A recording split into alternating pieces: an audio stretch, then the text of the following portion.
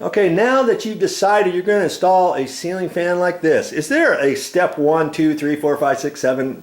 And if you don't do it in the proper sequence, you're never going to be able to do it, and it's going to be harder for you to do it if you do it out of sequence. Well, sometimes on some of the things, yes, like putting the ceiling fan together, you got to read the directions, because on this particular one, the fan blades go on the very first thing. Can you believe that? Because normally on most ceiling fans, I've always put it all together and the motor's hanging there, and I put the whole thing up, and then I put the ceiling fan blades up after I have the motor hanging there and the whole assembly put all together. This particular one doesn't work that way, so you always got to read the directions. But you know, all the steps, whatever I do, it doesn't necessarily have to be the exact order that I'm going to show you today. Okay, in fact, there's lots of different ways that you can put the ceiling fan up. You don't have to start from A through Z. In fact, if you have an existing ceiling fan, of course, you're going to take that ceiling fan down. You don't have to worry about installing your junction box or your power or anything like that. But in my case, because I have to do all that stuff, and because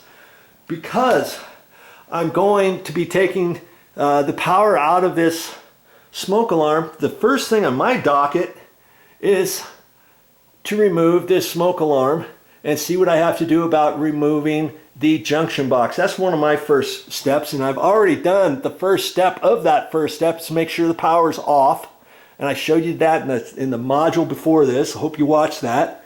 I was attached onto a breaker. I found out which breaker it was. Okay, even though that breaker didn't say smoke alarm, lots of times in your electrical sub panel where the breakers are, it may not have any mention of smoke alarms. I'll just look at the breaker that says smoke alarm, turn it off, and that'll turn off all my smoke alarms. Very seldom do they do that. Do electricians do that? I don't know why. This one happened. This breaker in the electrical panel, as you will recall, happened to say guest study, which means the guest study room, all the electrical outlets in the guest study room, and any in the surrounding area of the guest study room is on that breaker, including the smoke alarms. I don't know how many breakers I had to turn off initially for that other smoke alarm to turn off in the other room so I could do the other ceiling fan. I don't know how many breakers I turned off before I finally found the right one.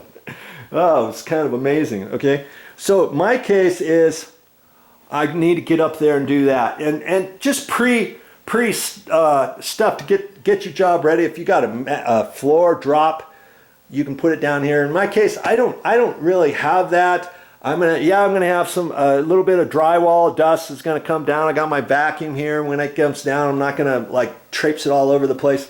I've got my my moving blanket over the bed, and the last one I did, I only had this one towel over the bed right here, and of course stuff went over here, stuff went down here, and I thought, okay, why didn't I just put my moving blanket down? So I got that. Just do a few things. Have yourself kind of set up. Got my vacuum down here. I've got my knee pad here. I've got my goggles here, and my back support brace on. Make sure you've got a nice sturdy ladder here. It's 8-foot fiberglass ladder. I don't like the wood ladders. I don't like the lightweight aluminum ladders. This one's designed to hold up to 300 pounds, and this ladder happened to be from Werner, and they have these 3-foot, 4-foot, 6-foot, 7-foot, 8-foot, 10-foot, 12-foot, 14-foot. I used to have a 12-footer like this. It was heavy to haul around, but hey, when you need something nice and heavy. And see, this happened to be kind of orange. They have red. They have all different colors: yellow, green, blue, red, orange. I think they have, and they're designed for different strengths and stuff. And I just chose this one because I used to have these in commercial. I had the orange ones all the time, and that's just what I decided to do. Get yourself set up so that when you get ready to work, you feel like you're working as safe as possible. If you've never done this before, you might not want to be, I mean, you can work on your by yourself, but you might want to have somebody at your house in case something happens. Hey, check on me every once in a while to make sure I didn't fall off, break my neck off the ladder or something like that, get electrocuted or something. Hey, you shouldn't have any of those things going on. Okay, I'm here by myself. Wifey is off doing her own thing this morning, and at a certain point, once she gets home, then we'll go to lunch. Then after that, I'll do some more, or I'll finish this up tomorrow.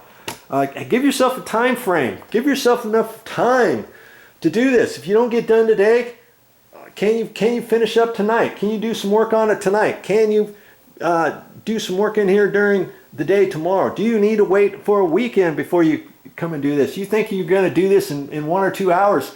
You're sadly mistaken. I think it's going to take way longer than that. In fact, when I installed this one over here, it took me a couple days because I was fighting the fact of fishing the wire all the way over there, of getting it from point A to point B, because of these floor joists.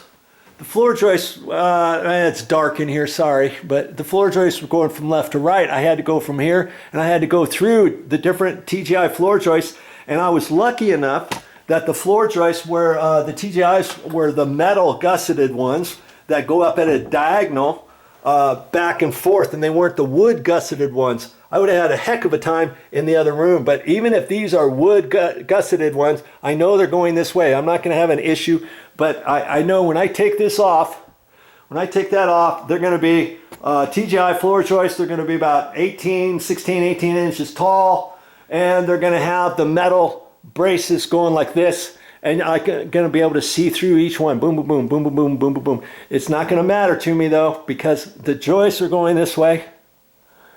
Your smoke alarm is going this way, and that's how I'm going to do it. Even if these were TGIs that were wood, OSB, plywood, wood gusseted TGIs, I wouldn't have an issue in this particular room installing it from this location like I was showing you, because I'm going to be in the same bay. You see what I mean?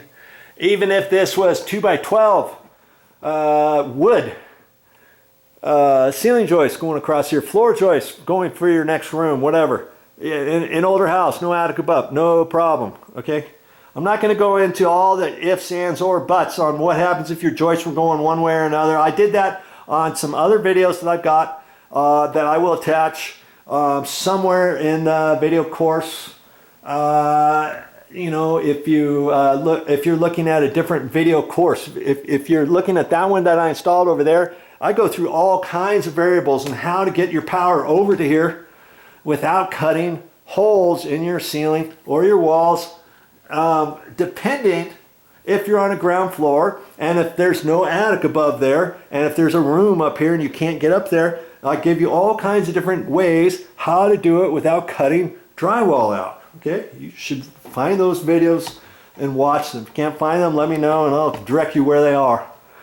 Okay, so for me, my first order of business is I got to get up here to this smoke alarm and pull it apart. I got the power off and I'm ready to go. Well, I can cross that one off my list. That's all I got for this time. But I'll be back with more videos.